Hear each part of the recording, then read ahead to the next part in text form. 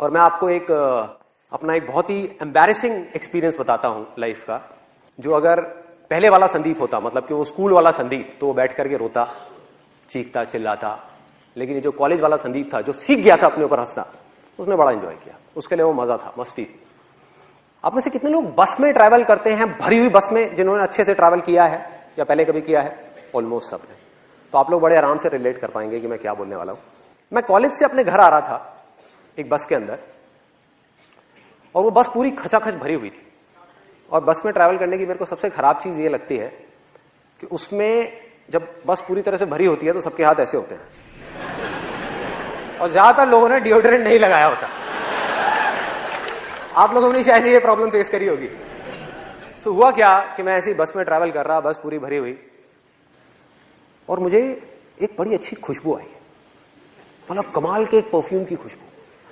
और मैंने कहा यार ये क्या है, जहन्नुम में जन्नत दिख रही है, क्या है ये? मैं मतलब उसमें खो गया उस खुशबू में। और मैंने अपने दोनों तरफ देखा, मैंने कहा ये कहां से आ रही है? तो मैंने पहले इधर देखा, इधर से नहीं थी। उधर देखा तो मेरे पीछे लेफ्ट साइड में एक लड़की खड़ी हुई थी, और उसने परफ्यूम लगाया। लड़की के नाम पे वो करने वाली बात। और जैसे मेरी नजर पड़ी कि ये इस लड़की में से ये परफ्यूम की खुशबू आ रही है, तो मेरे फेस पे हल्की सी स्माइल आ गई। और ये स्माइल उस लड़की को देख करके नहीं आई थी, क्योंकि आप लोगों को बैकग्राउंड पता है, उसको नहीं पता था।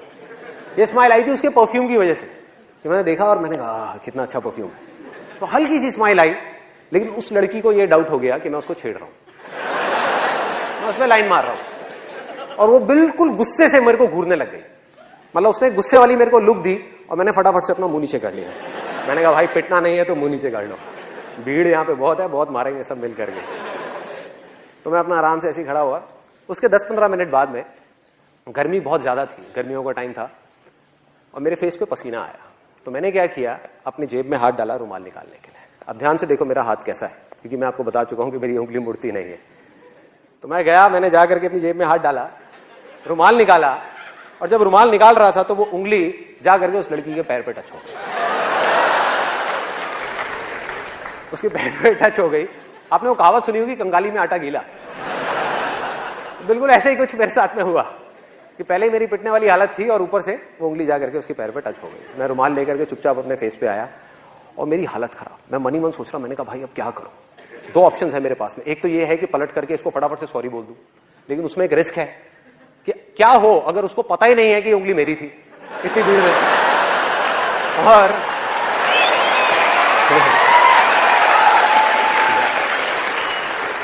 और मैंने बोला तो जबरदस्ती पिटने वाला सीन क्रिएट हो जाएगा। वो कहेगी अच्छा मेरे को उंगली मारी, तूने मारी? तो मैंने कहा भाई, तो मैं दूसरा ऑप्शन मेरे पास में ये था कि मैं चुप रहूं, आराम से देखता रहूं, मुंह नीचे करके ऐसे रिएक्ट करूं जैसे कुछ हुआ ही नहीं है। तो मैं सोच ही रहा था इन दोनों ऑप्शंस में से मैं कौन सा चूज करूं। इतनी देर में मेरे यहां पर राइट साइड में पीछे से किसी का हाथ आया, मतलब तगड़ा, जैसे सनी देओल का हाथ है ना, 2.5 किलो का हाथ, वो आया यहाँ पे, थड़ थड़ थड़ ऐसे करके। ओए, पीछे से आवाज आई, ओए। मैंने पीछे पलट करके देखा, और उस लड़की के साथ में एक लड़का खड़ा हुआ था, बॉडी बिल्डर टाइप का। अभी मुझे याद है, उसने ब्लड रेड कलर की टाइट फिट टी शर्ट पहनी हुई थी, और उसके जो डोले थे, मतलब कि उसकी बाइसेप्स, वो ऑलमोस्ट उस टी शर्ट को फाड़ने वाली थी। इतना तगड़ा बंदा वहां पे पीछे खड़ा हुआ था। उसकी हाइट होगी करीबन 6-6.25 फीट। तो मैंने उसको पलट करके देखा, और पलटते ही अब मेरे को समझ ही नहीं आया मैं क्या बोलूं। अब बहुत देर हो चुकी थी, अब सॉरी बोलने वाली स्टेज जा चुकी थी। मैंने कहा हाँ जी।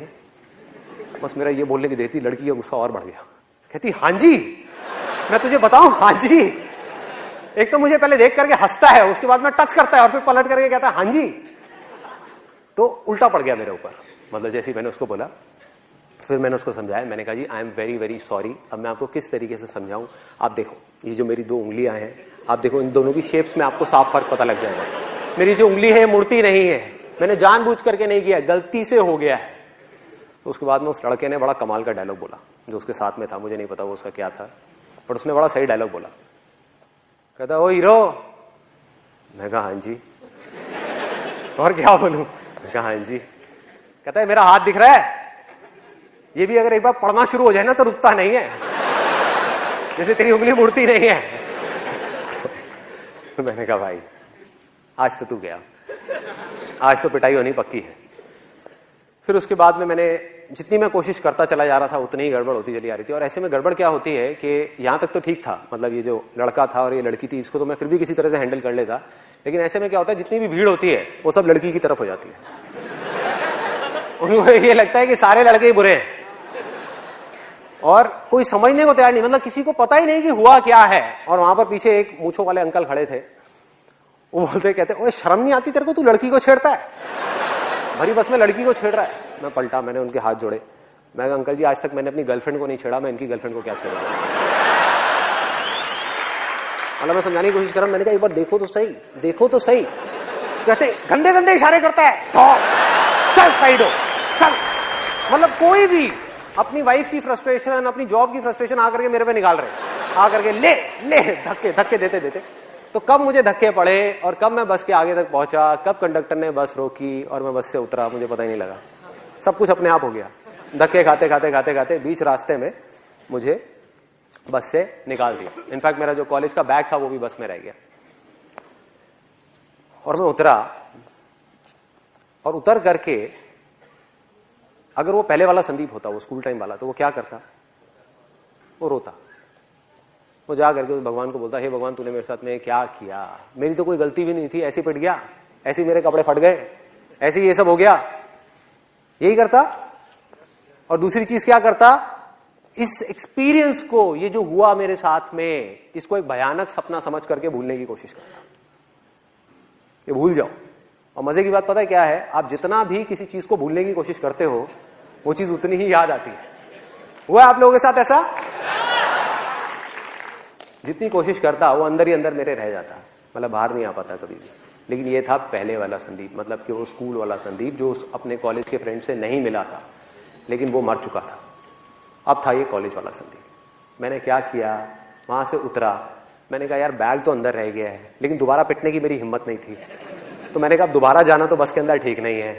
तो साइड में आया, वहां पर आकर के एक पानी की रेडी वाला खड़ा हुआ था, गर्मियों के अंदर वहां पे पानी की रेडी वाले खड़े होते हैं, उससे बढ़िया सा नींबू पानी बनवाया, नींबू पानी बनवा करके रोड के साइड में बैठा और हंसने लगा, अपने ऊपर ही हंसने लगा।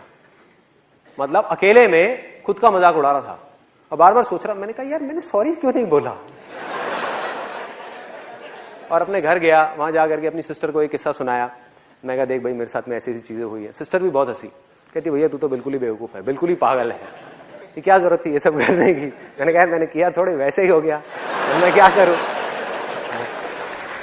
उसके बाद में अपने उन स्कूल फ्रेंड्स के पास में गया, वही जो मेरा बहुत मजाक उड़ाते थे, उनके पास में गया, उनको भी जा करके अपना पूरा किस्सा सुना दिया। और वो भी बहुत हंसे, कहते हमने सही नाम रखा था तेरा, उंगली देख उंगली करी दी ना तूने। कहता तू बाहर नहीं आया, पंगे ले ही लिए ना। मैंने कहा हाँ यार क्या करूं, मैं ऐसा ही हूं। तो अब फर्क क्या था, क्योंकि मैं खुद पे हंसना सीख चुका था, उस समय नहीं आता था। तो अब वो लोग जैसे ही मेरा मजाक उड़ाते, पहले वो मुझे एक बोलते मैं उनको दो बोलता, अब वो मुझे एक बोलते मैं खुद के बारे में एक चीज और ऐड कर देता। वो कहते हैं हाँ वे उंगली। मैंने कहा हाँ यार तुम सही कह रहे हो, सही नाम रखा है तुमने मेरा, मैं हूं ही बेवकूफ, मैं हूं ही पागल। तो ये करते करते हुआ क्या, मजे की बात मेरे को अभी भी याद है, उनमें से एक लड़का जो मेरा सबसे ज्यादा मजाक उड़ाता था स्कूल टाइम में, उसने बोला, जब ऐसे ही कुछ देर तक ये चलता रहा, तो उसने बोला, कहता भाई संदीप तू बिल्कुल बदल गया है, तू तो बिल्कुल ही बदल गया है।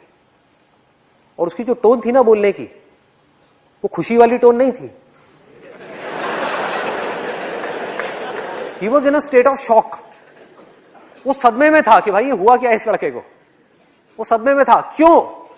क्योंकि उसकी पावर उसके हाथ से चली गई थी। सोचो किसी के हाथ में बहुत ज्यादा पावर हो और वो एकदम से चली जाए रातों रात, तो क्या होगा, वो कैसे रिएक्ट करेगा, वो शॉक में आ जाएगा ना, कहेगा भाई ये क्या हुआ है, ये हो क्या रहा है।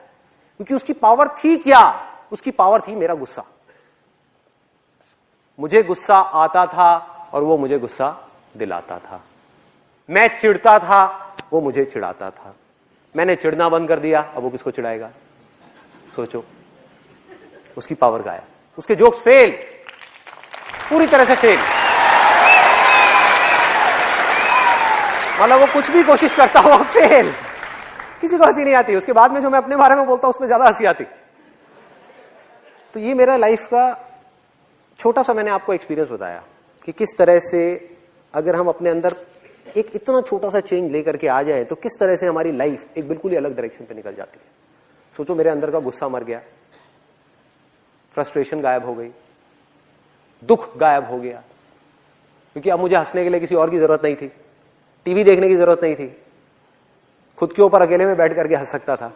कितना कुछ मिल गया छोटी सी चीज के थ्रू। और आपने भी शायद ये चीज नोट करी होगी कि जब मैं स्टेज पर होता हूं या वैसे भी रियल लाइफ में भी, कि किसी भी तरह का कोई भी जोक क्रैक करने में, चाहे कितने भी लोग बैठे हो, चाहे 10 लोग बैठे हो, चाहे 10,000 लोग बैठे हो, मुझे 1% भी दिक्कत नहीं होती।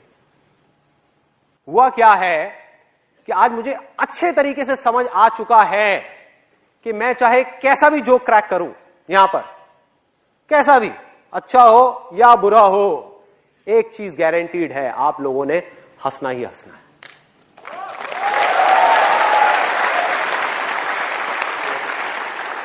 हंसना ही हंसना है, गारंटीड हंसना है। और ये मेरा कोई ओवर कॉन्फिडेंस नहीं है जो किसी इमेजिनेशन के ऊपर बेस्ड है, ये मेरा कॉन्फिडेंस है जो रियलिटी के ऊपर बेस्ड है।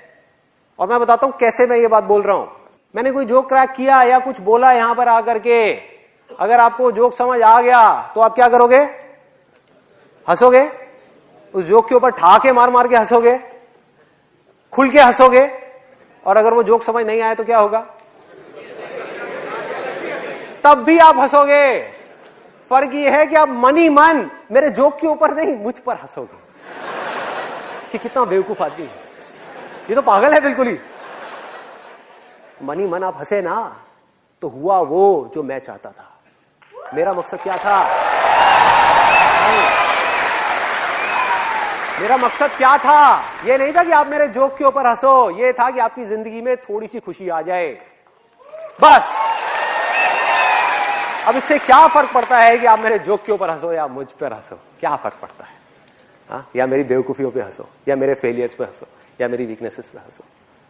होता क्या है, जब हम धीरे धीरे इस रास्ते पे चलते हैं तो वो दिन दूर नहीं है जब सिर्फ हम अपनी छोटी छोटी वीकनेसेस का मजाक नहीं उड़ाते, बल्कि बड़े से बड़े फेलियर का भी मजाक उड़ा सकते हैं। बड़े से बड़े फेलियर का सोचो, ये क्या है?